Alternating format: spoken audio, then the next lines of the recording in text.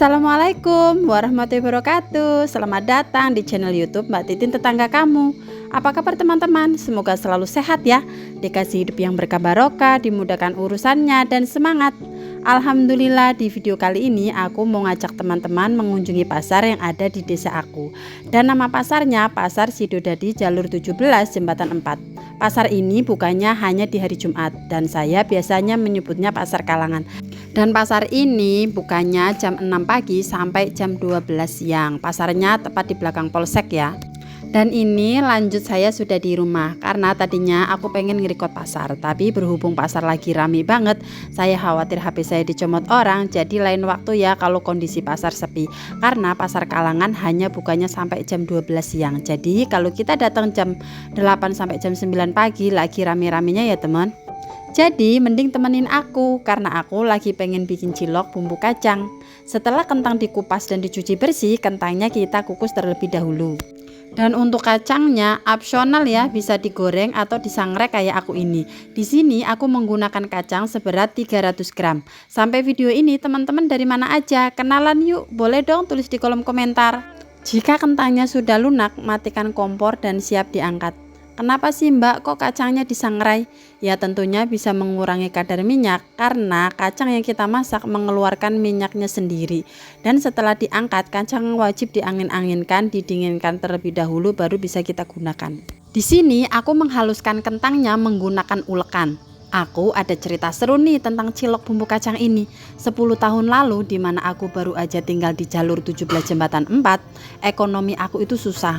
Dan saking susahnya ada kegiatan berjanjian ngaji setiap minggu dari rumah ke rumah, dikasih cilok bumbu kacang kayak gini yang dikemas menggunakan mika.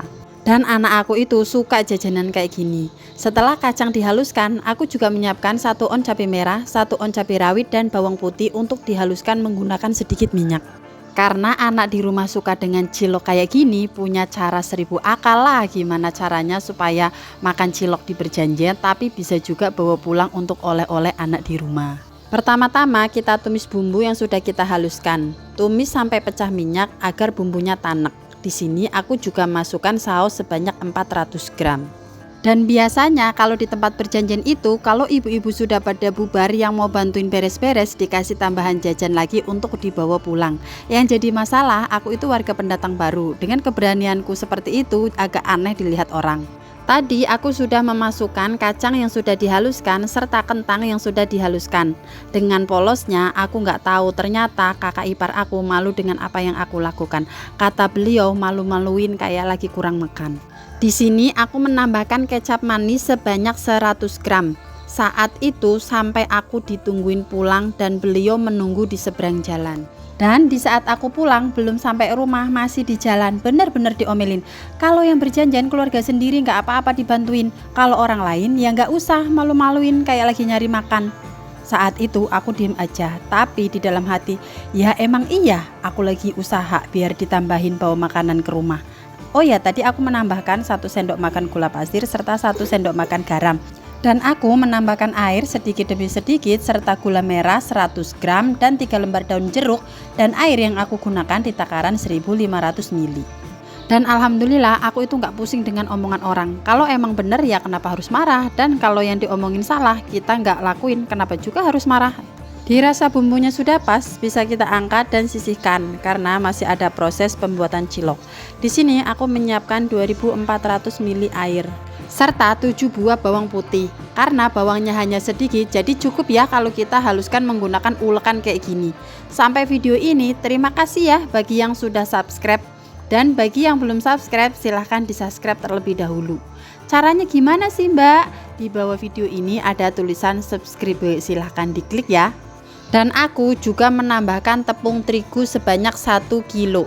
Untuk merek tepung boleh apapun ya. Dan kita aduk hingga larut, dan aku juga menambahkan 5 saset Royco. Pastikan adonan benar-benar larut baru kita menyalakan untuk kompornya. Jadi ini adalah bahan biang untuk pembuatan ciloknya ya. Usahakan tepungnya benar-benar tercampur rata, baru nyalakan apinya dan kita masak sampai adonan menjadi kalis. Dan aku juga menambahkan 4 batang daun bawang. Saat ini hanya rasa syukur yang bisa aku ucapkan sama Allah, karena sudah menjadikan aku ibu dari 4 orang anak, 2 anak perempuan dan 2 anak laki-laki. Semuanya masih sekolah, dan aku juga alhamdulillah karena sudah bisa melewati masa-masa sulit. Dan di sini aku menambahkan 1 kilo tepung sagu. Perbandingannya 1:1 ya. Jika terigu sekilo, kita juga menggunakan sagunya 1 kilo. Dulu jangankan membuat jajanan cilok bumbu kacang kayak gini yang harus mengeluarkan modal. Buat makan pokok aja kalau sudah cukup, alhamdulillah. Itulah alasanku dulu kenapa kalau berangkat berjanjian seneng kuenya dipiringin, karena sekalian masukin ke dalam plastik buat oleh-oleh anak di rumah. Dan ini adonan yang sudah jadi, tinggal dibulatkan. Dan adonan ini teksturnya lembut dan empuk. Untuk ukuran bulatnya sesuai selera. Dan ini aku sudah selesai untuk buletinnya, dan sekarang bisa kita rebus untuk si ciloknya. Setelah airnya mendidih, kita tuang sedikit minyak agar si cilok tidak menempel satu dan lainnya. Dan cara masukkannya bertahap ya. Dan di sini aku selalu setia menggunakan wokpen tutup kaca. Ya karena ini memang satu-satunya yang aku punya, tapi wokpen kayak gini itu memang bermanfaat. Jadi bagi teman-teman yang mau samaan, linknya serta takaran resep ini sudah saya masukkan di kolom deskripsi. Setelah cilok dirasa sudah matang dan tanda cilok yang sudah matang, ciloknya sudah mengembang di permukaan, siap diangkat. Dan jika air rebusan tinggal sedikit, kita bisa menambahkan air dengan catatan airnya harus benar-benar mendidih. Dan ini sudah matang, dan cilok yang kita dapat dari 1 kilo terigu dan 1 kilo sagu lumayan banyak ya. Jadi yang separuh untuk konsumsi sendiri dan yang separuh aku kemas menggunakan tin wol ukuran 300 ml kayak gini. Dan aku isi satu kemasan tin wol ada 15 biji cilok. Tinggal kita siram bumbu kacangnya serta tambahkan kecap, dan aku tidak menambahkan saus lagi karena aku rasa untuk si bumbu kacang sudah cukup lumayan pedas. Di sini aku mendapatkan ada 17 tin wol yang siap aku bagi-bagikan ke tetangga. Loh Mbak Titin, kok dibagi-bagiin? Emangnya nggak bisa dijual? Bisa banget ya teman-teman. Cilok bumbu kacang kayak gini bisa banget dijadikan rekomendasi usaha. Tapi berhubung aku baru dengar ceramah yang mengatakan kalau kita pengen dikejar kemudahan dunia, bersedekahlah. Karena bersedekah tidak harus menunggu kita menjadi kaya. Dengan modal yang minim dan diolah menjadi makanan kayak gini, bisa banget untuk berbagi, dan ternyata berbagi itu hanya perlu niat. Bagi kalian yang ingin ikutan berbagi, bisa banget DM di Instagram Titin Qowiyah dan sekalian follow akun Instagram Titin Qowiyah.